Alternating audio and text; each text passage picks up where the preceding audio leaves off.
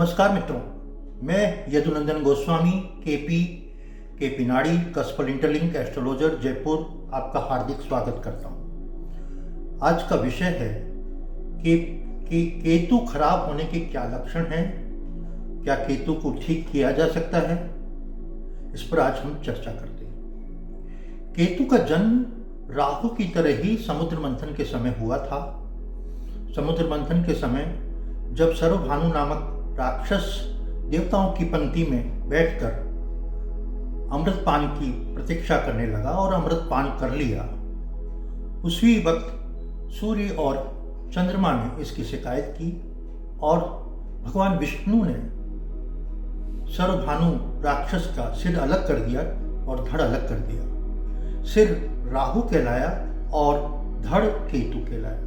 केतु के पास दिमाग नहीं है, हृदय है, और राहु के पास दिमाग है, हृदय नहीं है।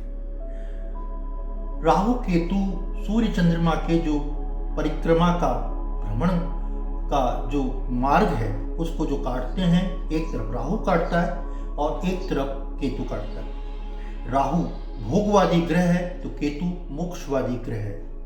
अकेला केतु मंगल जैसा व्रत व्यवहार करता है, कुजव्रत मंगल, कुजव्रत केतु, यानी मंगल जैसा प्रभाव केतु में होता है।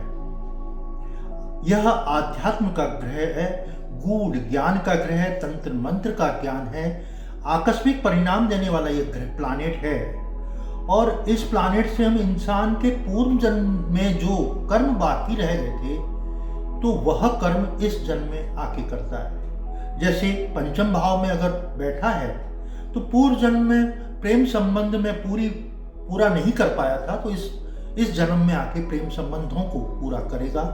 जैसे किसी के सेकंड हाउस में केतु है तो इसका मतलब है कि धन के प्राप्त करने की इच्छाएं उसकी पूरी नहीं हो पाई थी उस जन्म में, तो इस जन्म लेके धन प्राप्त करने, धन कमाने की सुविधाएं प्राप्त करेगा।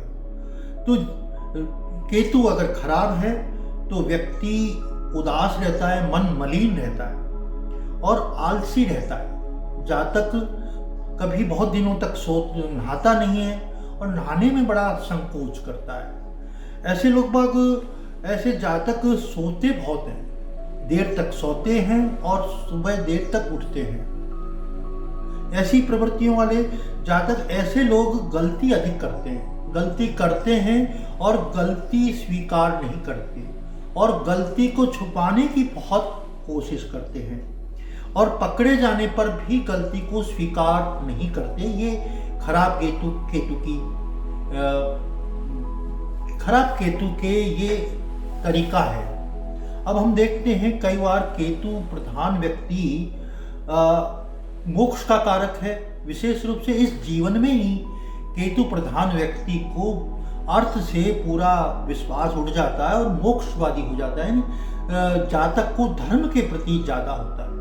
केतु ग्रह बृहस्पति के साथ अपना अच्छा असर दिखाता है और बृहस्पति के साथ केतु अगर है या बृहस्पति की राशि धनु या मीन में केतु है तो वह जातक बहुत आगे आध्यात्म पक्ष होता है, धर्म के प्रति बहुत ही होता है, दंड अधिकारी होता है। यानी उसके पास एक तरह से धार्मिक प्लानेट है केतु और बृहस्पति। अगर इन दोनों का साथ में हो जाता है, केतु का विभिन्न ग्रहों के साथ युति उनके अनुसार असर देता है और अकेला केतु मंगल जैसा प्रभाव छोड़ता है। शकुन शास्त्र का भी केतु प्रधान व्यक्तियों में ज्ञान होता है।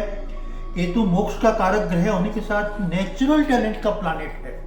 किसी भी व्यक्ति में जन्मजात जो गुण होते हैं वो गुण केतु के माध्यम से मिलते हैं। किसी बहुत बड़ा संगीतज्ञ है तो वो संगीत का जो ज्ञान उसको विरासत में जन्मजात मिला है तो केतु के माध्यम से मिला है। केतु प्रधान व्यक्तियों की इच्छाओं से मुक्ति हो जाती है, जो उसकी इच्छाएं डिजायर हैं उनसे वह मुक्त हो जाता है। यह केतु प्रधान व्यक्तियों की है। केतु प्रधान व्यक्तियों में अमिताभ बच्चन के लग्न में केतु था, बिल गेट्स के द्वितीय भाव में केतु था, तो हिटलर का तृतीय भाव में केतु था। केतु एक तरह से डिप्लोमेसी का भी कारक रहता है, कूटनीति का बड़ा कारक होता है। जिनके केतु प्रधान व्यक्ति होते हैं वो बड़े कूटनीतिज्ञ होते हैं। अब आप कैसे लक्षण पहचानेंगे कि केतु खराब है? किसी जातक का अगर पुत्र नहीं है तो हम समझ सकते हैं कि उसका केतु खराब है। अगर ननिहाल से उसके रिलेशंस अच्छे नहीं हैं, जब भी हम कह सकते हैं केतु खराब है। अगर उसे कोई पालतू कुत्ता काट जाता है, कुत्ता केतु खराब है। कुत्ता काटना त्वचा में खराबी है, स्किन प्रॉब्लम्स हैं, तो हम कह सकते हैं फोड़े फुंसी होती है। अंडर आर्म्स जिनके फोड़े फुंसी होते हैं उनके केतु खराब माना जाता है। सिर दर्द होना, ये भी केतु खराब होने की निशानी है। बहम बहुत होता है केतु प्रधान व्यक्तियों में। हर चीज छोटी मोटी बातों में बहम जो पाल के रखते हैं वो केतु प्रधान व्यक्तियों का मेन गुण होता है।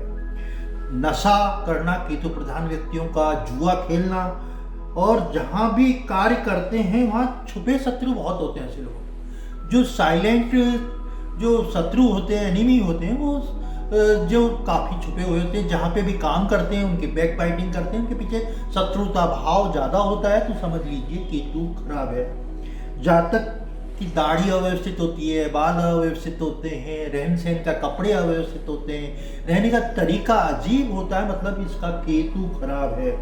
ऐसे लोग पिछली बातों को बहुत याद करते हैं। मैं ऐसा था, मैं इतना कमाता था, मैं ऐसे करता था, मैं यूँ करता था, मेरे पिताजी ऐसे थे, वो ये ऐसे थे। ये पुरानी बातों को जो बार बार रिपीट करते हैं, याद करके लोगों को सुनाते हैं, मतलब जातक का केतु खराब है। अब इसको कैसे ठीक किया जाए? भगवान शिव की आराधना की जाए, शिव की आराधना करी जाए, और उनको दुर्वा चढ़ाया जाए। 5 पुड़ी लें, उनको बांध दें और फिर चढ़ाएं, गणेश जी को चढ़ाएं, तो केतु से निदान, केतु की खराब की चीज़ों से ठीक हो सकता है।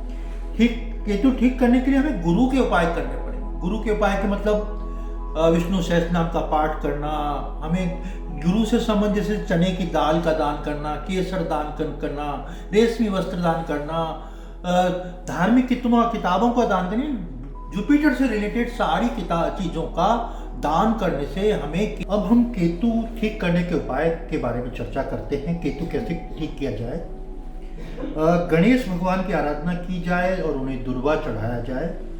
शिव की आराधना की जाए, शिव चालीसा का पाठ किया जाए। केतु को ठीक करने के लिए बृहस्पति के उपाय किए जा सकते हैं। बृहस्पति के जो भी उपाय हैं, चने की दाल का दान करना, केसर का दान करना, रेशमी वस्त्र का दान करना, धार्मिक पुस्तकों का दान करना, अनाथ आश्रम में, विधवा आश्रम में और कुष्ठ आश्रम में दान करने से भी केतु स्ट्रांग होता है। 9 मुखी रुद्राक्ष पहने, उससे भी केतु ठीक होता है। कुत्ते को पालें, कुत्ता पालने से केतु बहुत स्ट्रांग होता है और केतु अच्छा होता है। और अपने गुरु की, जो भी गुरु हैं, उनकी सेवा करने से भी केतु ठीक होता है। नमस्कार।